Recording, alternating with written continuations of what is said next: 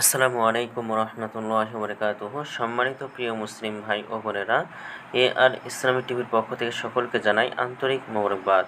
আশা করি সকলে ভালো আছেন। আমি আলহামদুলিল্লাহ আল্লাহর রহমতে ভালো আছি। আজকে আপনাদের মাঝে আলোচনা করব নামাজের সময়সূচি সম্পর্কে। তো আজ থেকে সোমবার 19 আগস্ট 2024 ইংরেজি, 4 ভাদ্র 1431 বাংলা, 13 সফর 1446 হিজরি, ঢাকা এবং তার পার্শ্ববর্তী এলাকার নামাজের সময়সূচি তুলে ধরছি। তারপরে অন্যান্য জেলা বিভাগগুলোর নামাজের সময়সূচিগুলো আপনাদের মাঝে তুলে ধরব। আজকে ঢাকা এবং তার পার্শ্ববর্তী এলাকার তাহাজ্জুদ এবং সেহরির শেষ সময় হলো 4:11।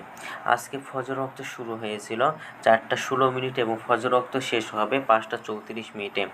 জোহরের ওয়াক্ত আজকে শুরু হবে 12:03।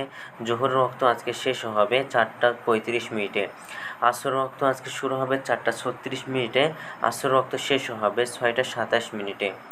মাগরিবের ওয়াক্ত আজকে শুরু হবে 6:31। মাগরিবের ওয়াক্ত আজকে শেষ হবে 7:46। এশার ওয়াক্ত আজকে শুরু হবে 7:47 এবং এশার ওয়াক্ত আজকে শেষ হবে 4:11। আজকে সূর্যাস্ত যাবে 6:28 এবং আজকে সূর্যোদয় হয়েছে 5:34। এই গেল ঢাকা এবং তার পার্শ্ববর্তী এলাকার নামাজের সময়সূচি।